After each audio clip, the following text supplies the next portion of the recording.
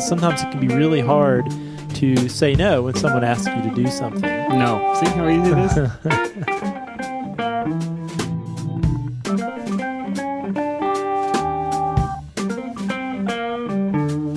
Welcome to Hello PhD, a podcast for scientists and the people who love them. Today on the show, we share tips for multiplying your time without bending the laws of physics. Stay with us.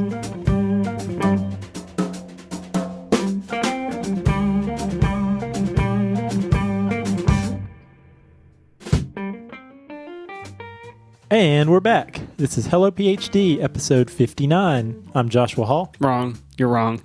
And I'm Daniel Arneman. And we'll discuss the human side of science and life in the lab. Hey, Josh. I watched a lot of debates this week. Sorry. Jeez. That was uncomfortable. I couldn't imagine doing that for more than, 10 seconds. Yeah, I was looming over you the entire time, too. It was good. So much for the apolitical nature of our podcast. I didn't say anything political. That's true. Hey, Dan, did you survive the hurricane? It was quite fine where I was. How about you? I don't know.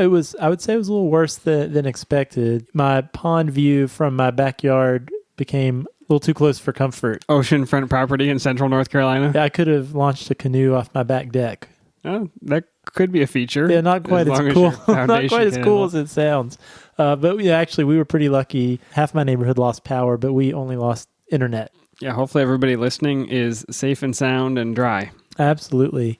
It did amuse me, Dan, because my neighborhood has a Facebook group and other friends in the area who were impacted with power outages and internet outages were complaining online on social media about being without power or internet. How is it? Oh, with phones. People Yeah, have phones. Yeah. I thought, wow, we've really come a long way where we can now complain online about our inability to get online. The good news is it didn't immediately resort to cannibalism and anarchy, so I guess that's good. No, we can survive it at least 48 hours. 5 minutes without internet.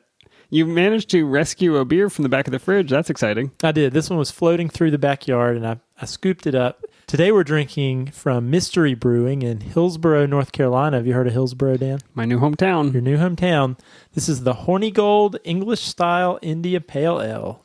Okay, I understand English style, India, pale, and ale. Horny Gold, what is that supposed to mean? So I looked this up. So one thing about Mystery Brewing that's pretty cool, the brewmaster is Eric Lars Myers, who I've had the luck of meeting and hearing him speak. He's the author of really the authoritative text on North Carolina breweries. He's the author of North Carolina Beer and Breweries, which is probably vastly out of date now. I think it came out in 2012. But the other thing that's cool about him, his wife, I believe, is an English PhD. And so many of his beers have names that draw inspiration from literature or other English history. It seems exciting. And this one is no different. So Horny Gold is named after Benjamin Hornigold, who was a pirate. Ah, very cool. It's good that his wife is not a biology PhD, or this would be like the Helicell beer or something. Maybe the horny toad. Yeah, this could be the fetal calf serum. So I taste the fetal calf. Yeah, it's delicious. Fresh squeezed. One bit of trivia about Benjamin Hornigold, the pirate. His second command was a gentleman named Edward Teach. Have you heard of him? Is there a reason I should have? Well, Edward Teach is better known in some circles as Blackbeard. Oh, I would not get that from his name. I know. So Hornigold, the predecessor of Blackbeard. Well, we got some feedback, actually. Yeah, we got an email from a listener that had written us a while back. I think it was episode 42 we covered. If you remember the episode where we gave advice to Jon Snow. Yeah, we did a whole episode on his question. Yeah, so John was a fifth-year student. He was basically stuck in a rut. So he had finished a paper, but he had put all of his work basically into this one paper because that was how he got it across the finish line. And he spent 6 months after that. Every experiment, just kind of led to a dead end. And basically his advisor was losing interest and wasn't paying attention anymore. And he said, now what? You're fifth year and you've got no plans for the future. So we gave him some advice. You can go back to episode 42 and hear what we said. But he wrote to us this week and he said, I've been meaning to respond. It's been a long summer, but I've had a discussion with my PI and we've got a pathway towards graduation planned and agreed upon! Exclamation point. That is fantastic news. He says, thanks for the advice in the episode. It was really helpful. So I believe the advice centered around you're done, find a way to be done, and it sounds like that's what he's been able to do. Sounds like he's gotten a path forward now. Yep, it does. So go back and listen to that one if you're in that same situation. Yeah, and that's actually a good segue into, or a good reminder for me to mention, we love hearing from you guys out there. So if you're in grad school now, you're a postdoc, you're in the thick of your training, we want to hear what you're up to. What are you going through? We love to talk about it on the show. Whatever it is you're going through, chances are several other people are probably dealing with the same thing. All right. Dan, you ready for Science in the News? I'm so ready.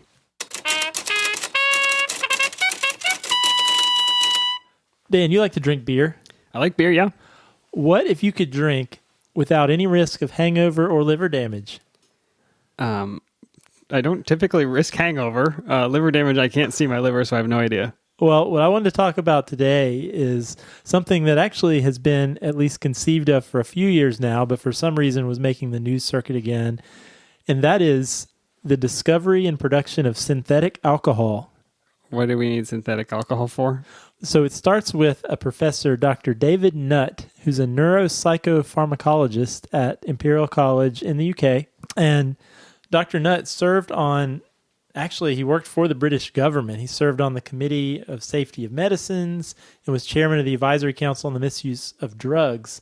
But what he has done, and his interest is in making legal and illegal drugs safer and with less side effects. I guess sort of the point of view, people obviously are going to use these substances. Is there a way we can, if people aren't going to stop doing these things, is there a way we can make versions of these substances that are actually safer and have less health impacts? I have to say it's a unique approach. Usually it focuses on how do we change the behavior or how do we inject some synthetic chemical that blocks the reward pathways. But he's saying, hey, let's find a safer way to drink. Well, the interesting thing... Or do drugs. Well, that is what he's trying to do. And the interesting thing about... Timothy Leary for our day. The interesting thing about Dr. Nutt is he actually was fired from his governmental position in 2009 because I guess a pamphlet was made available that highlighted some of his research talks he gave. And what he was advocating for was that drugs be more classified by their actual scientifically proven harms and side effects rather than sort of historical precedents. And so he talked a lot about how substances like alcohol and tobacco, which are widely used, in a lot of ways are more harmful than drugs that were illegal like marijuana and ecstasy. So I'm reading your notes here, and he claimed that horse riding is more dangerous than ecstasy. That seems like a very possible and provable hypothesis, right? I would say there are numbers on both of those things. If you had an equal number of people ride a horse and do ecstasy, which population would risk more injury? Yeah, fascinating. I know for me it would probably be the horse riding because I'm not very skilled at that. I appreciate... Not that I'm skilled at at ecstasy. rolling on ecstasy either. I appreciate his rationalism, and I can understand that the government would not enjoy his work very much. Yeah, so apparently this whole thing that occurred in the UK in 2009 actually thrust Professor Nutt into a little more fame. And so one of his big projects now is this Alcosynth. And so what Alcosynth does, at least the promise of it, is that it mimics the effects of alcohol in the brain without the negative health effects, without the hangover, without the possibilities for liver damage. And one approach Dr. Nutt has in trying to sell this is not just, hey, let's get drunk without the risk of hangover, but that there's actually a lot of economic costs to side effects of drinking, like loss of productivity from hangovers, absenteeism, poor performance, etc. So one of the things he says is that one reason Alcosynth may be safer to drink than traditional alcohol has to do with the byproducts when alcohol is broken down. So when our body breaks down alcohol normally, there's a compound that's produced called acetaldehyde. And this is actually a toxin that can build up if we consume too much alcohol, can make us feel bad the next day. But if it gets to high enough levels, our liver can't process it, and we can get lots of nasty side effects, possible tissue damage. And just a breakdown product, basically, alcohol dehydrogenase. So apparently one of the compounds, and he's testing, I think, something like 9 different compounds right now. And the reason there hasn't been a lot of detail about it, I guess he's in the process of getting the intellectual property secured, the patents secured before he goes public with trying to get these produced. But I guess 2 specific compounds they're really working to make available to the public. But I guess these work by actually mimicking the neurotransmitter GABA, which is really has a lot of effects in the brain. But one of the things that helps you have these euphoric effects that alcohol can give you, as well as other drugs. So where do I invest in this company? Oh, I said 9. So actually, he's reportedly patented close to 90 different alkosynth compounds, and 2 are undergoing testing for widespread use. But here's my thing, Dan. Here's my problem with this. Maybe I'm not the target audience for this, because I don't know about you, but I don't necessarily drink for the purposes of getting drunk. When I think about, alcohol, when I think about wine or bourbon, it's about it's about the process that it was made and trying to pick out the nuances of the flavors. And I think you haven't been to college recently, Josh. I bet you there's a very big market for people who would like to go out, party on Saturday night, and still make it to work on Monday. Caution, old man alert. Yeah, exactly. So I don't know. I don't think I'm the target audience. I'm a little skeptical at these synthetic compounds that at low doses can impact these neurotransmitters that are pretty broad in their function. But who knows? Maybe something I, on to the keep other an eye hand, on. am going to invest in whatever company this is. This guy's going to make a lot of money. Well, if you guys want to learn more about Dr. Nutt and some of his ideas on drugs, both legal and illegal, and the potential to improve our drug situation by actually changing the drugs themselves, you should check out his book. He wrote a book just a couple of years ago, Drugs Without the Hot Air, Minimizing the Harms of Legal and Illegal Drugs. We'll put a link to that on the show notes. All right, so speaking of loss of productivity, until Alkosynth comes along, we're going to talk about some other ways you could probably improve your productivity. So Dan, this last couple of weeks, I've actually been working on a new time management workshop. Did your Pomodoro clock die? Yeah, you may remember in episode 15, we talked about some time management strategies, including the Pomodoro technique, which I will discuss again in a few minutes. I think we can also we can still implement that. But there's a new concept that I learned about in researching for this new time management workshop that I was working on, and it's called the focus funnel. You can drink beer through a funnel if you're in college. Is that just keep Alkosynth through a funnel? Alkosynth through a funnel. But I assume that's not what you're talking about. That's not what I'm talking about. So before I get into this focus funnel, Dan, how much do you know about the history of time management theory? Oh, I don't know. This has got to go back to the 19 blah, blah, blah, with Henry Ford somehow? You're pretty close, Dan. So really, people started thinking about improving time management really in the 40s and 50s when we were starting to ramp up industrially and with technology. So in the 40s and 50s, there's what we'll call one-dimensional time management. And so really the push back in those days was to increase efficiency, right? So it was all about, all right, if we improve technology and we improve our processes well enough, we can just get a lot more done in the same amount of time. Yeah, cut out the waste, and now you're only doing the valuable stuff, and it's much more efficient. Absolutely. But then when we moved into the late 80s and 90s, a guy came along, Stephen Covey, and wrote a book. Oh, yes, The 7 Habits of Highly Effective People. Yes, The 7 Habits of Highly Effective People. How many of those habits are your habits, Josh? I don't remember any of them. I can't remember that book. But so what his idea and what other of his contemporaries were saying at that point in time was, okay, technology has come a long way, but really there's only so much we can increase our efficiency. There's a limit to how much we can get done. We can't get everything done at one time. Give me science lab examples of the 1D and the 2D. Yeah, I think the 1D might be, so let's say you're doing PCR, Dan. So let's say you're going to be doing PCR pretty regularly, maybe every day, every other day. So the 1D improvement might be instead of mixing each tube individually with tack and buffer, and maybe I make a master mix with all the important stuff, and then I just put my sample, I aliquot it out, then I put my sample in each one, and I just saved a bunch of time. Absolutely. So the master mix, that'd be a great a great improvement in the efficiency 1D. of setting up a PCR reaction, right?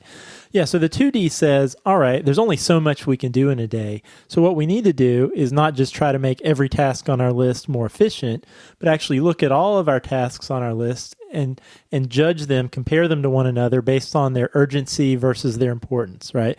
So not all of these tasks are created equal with how important they are to me and my goals when I'm trying to get done. And also in the second dimension, there might be different levels of urgency. So maybe one PCR, my PI really needs it for a grant that he or she's writing, or I have lab meeting tomorrow. So I might prioritize the PCR that is important to that and maybe put off the exploratory experiment that isn't important until down the road. Yeah, I'm going to do both of them with an efficient process in the one-dimensional way, but I've got to pick and choose how I'm going to do it. That's right.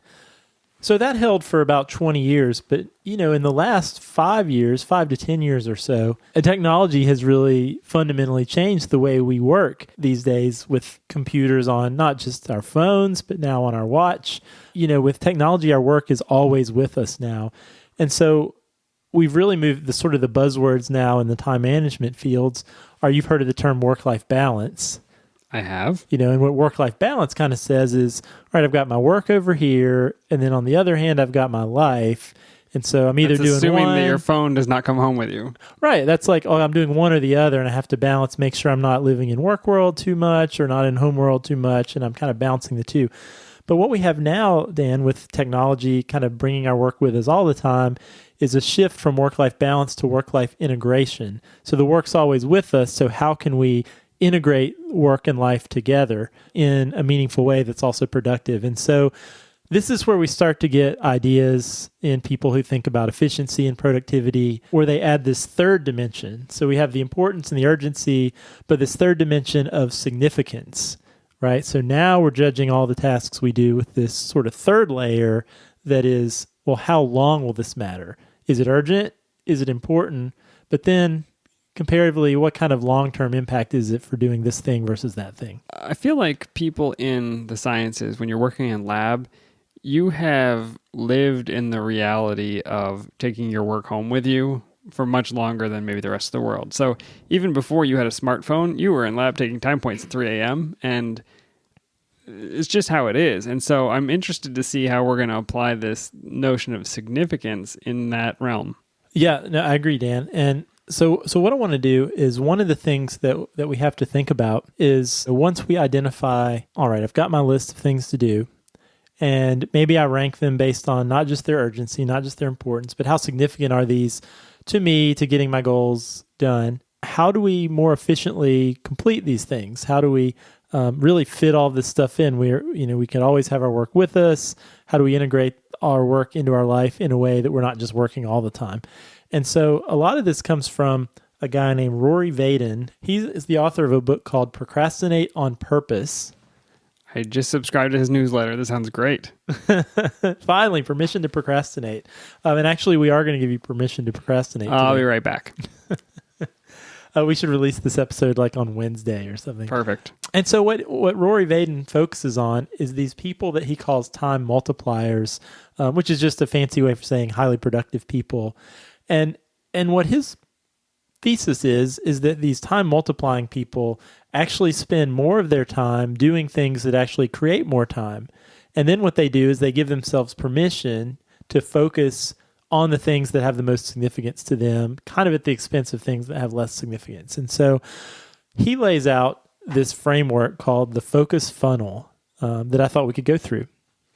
Let's do it. And as far as we can, let's apply it to things that I might be doing in lab. Yeah, that sounds great. And also, there's a really cute cartoon diagram of the focus funnel that we will put on the show notes. So you can stop the podcast now, go print this out, and you can look at it. You can hold it in your hands while we're describing the focus funnel to you. Get a tattoo of it. Take it with you. I mean, I already have one, but I can't see it from where... Take us through the funnel, Josh. All right. So if you imagine, Dan, we have this funnel, and this funnel is a funnel for our tasks. So you could imagine you've got your to-do list, all those tasks that are on there. We're going to dump these into the funnel. Okay. Okay, so my let me make this list. My funnel list is I've got to prepare some media to grow my cells. I've got to grow those cells. I've got to pour a gel. I've got to prep my PCR. I've got to get it loaded in the gel. Maybe work on some writing. I got to do some writing for sure. I better eat lunch at some point today. I've got a meeting with my PI. You've got to go get groceries. I got to make some slides. Okay, yeah. So we've got a lot of stuff going in the funnel. Yeah, we got a lot of things going in the funnel. Okay, so we're going to dump these tasks in the funnel, and the first thing we're going to do is we're going to ask ourselves: is there anything on our list, or are there any of these tasks that we can eliminate? Okay, so if I decide, I've got enough figures in this paper and I don't actually need to do this PCR, take it off. Yeah, or, maybe, well, I've really done this PCR 3 times already and I've seen the same result. Maybe I need to tweak something else. I could p-hack it. So the first step really, and I think this is true for a lot of things, one of the great ways we can create more time is to basically just have fewer tasks on our list. And one kind of tool, I guess, or consideration you can think about with this elimination step is, especially as you advance in your career, being more comfortable with saying no to things. I heard this really interesting way of thinking about that, and that was sometimes it can be really hard to say no when someone asks you to do something. No. See how easy it is? You want to feel bad. It feels nice when somebody says, "Hey, Dan, could you help me with this PCR? Hey, Dan, could you help me and then show me for the third time?" You're like, "Yeah, I'll do it." But the thing you have to... But I'll be really mad the whole time. Well, probably. You'll hold it against me. But the thing to consider, and this really changed my thinking a little bit, and that is when you say no to something, you're saying no to one thing, right? You're saying no to that thing you were asked to do. But when you say yes to something, effectively you're also saying no to an infinite number of other things that you could have been doing with that time. I mean, you're getting a little metaphysical. Are you drinking Alka-Synth over there?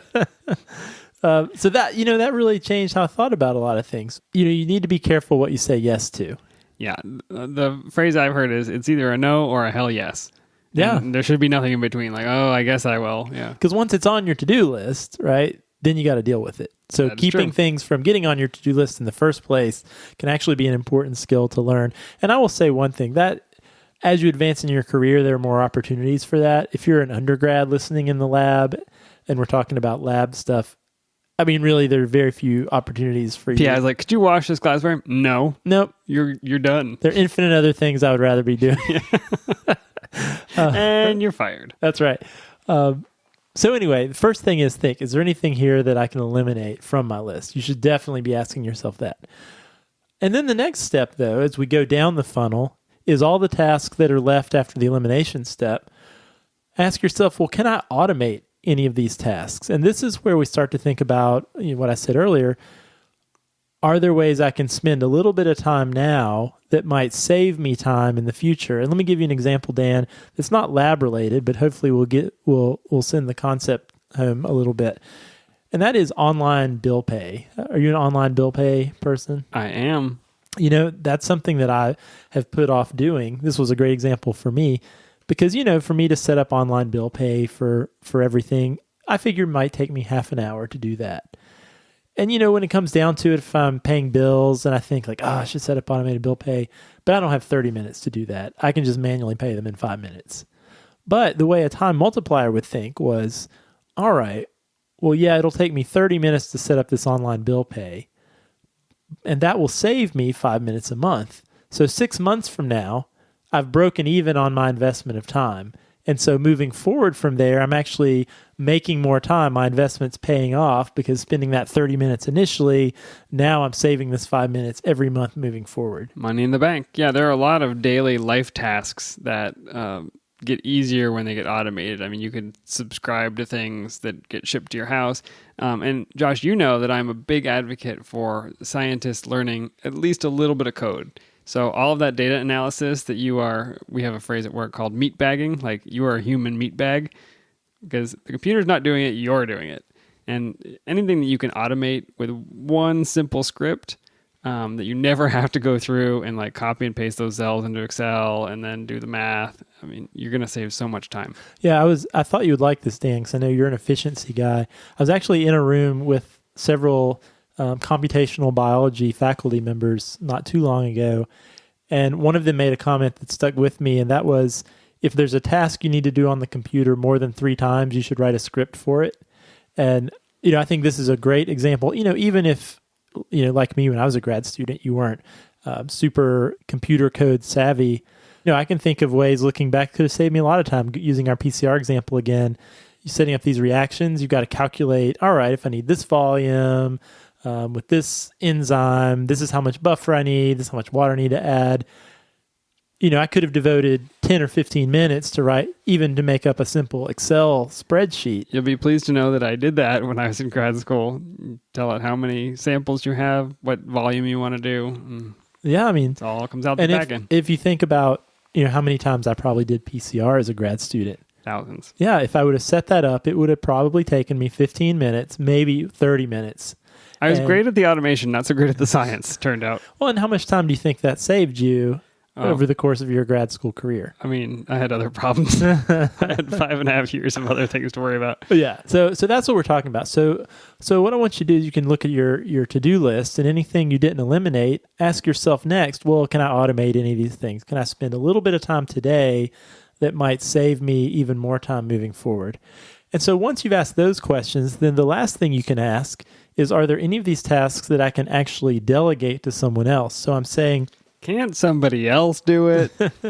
And at this point too, these are all tasks that you're saying, all right, these are actually important and significant for me to do, but is there a way these can get done without me having to do them?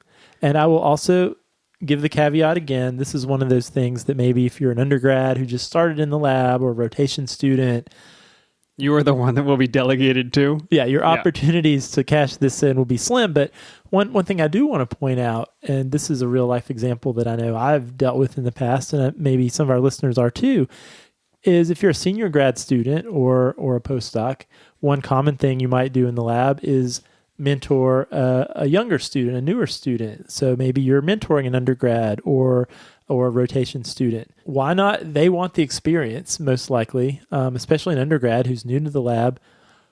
Why not teach them to do some things that maybe they would be eager to do and might actually save you a lot of time? Now, I know what you're probably thinking or saying, which is, well, it'll take me quite a bit of time to teach them, and it would be quicker for me to just do it myself. That would be my first thought. Yeah, depending on who the delegee was. Is that a word? Yeah, it'd probably be quicker for me to just do it myself, and they're probably not going to do as good a job as I would do. Clearly not. I do a great job. But here's the thing. The reality is, well, they won't do as good a job as you the first time, or maybe even the second time.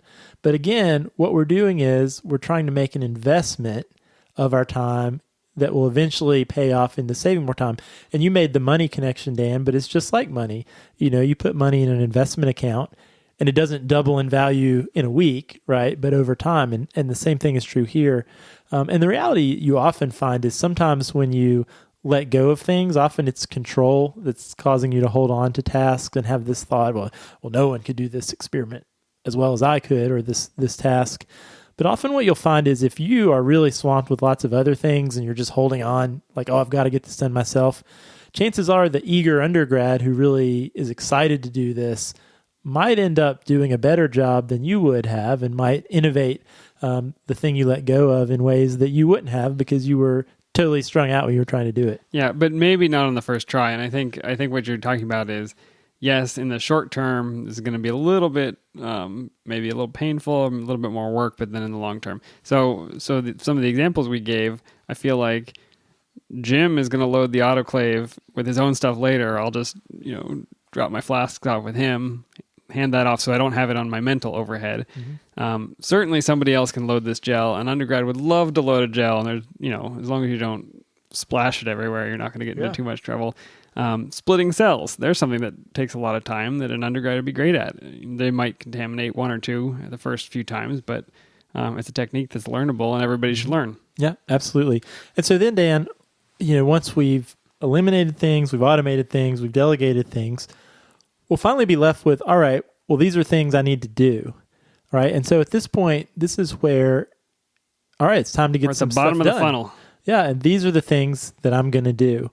right? And so here what's important is you'll have hopefully your trimmed down list of things, and that's where you have to ask yourself the question of these things, which are the most significant to me and my goals right now. And what you do is you decide, well, this one's the most significant, and this is what's important, Dan. You give yourself permission to focus on seeing that item through to completion and permission to procrastinate all of the other things. You put them back up in the funnel and don't think about them again until you complete the task at hand.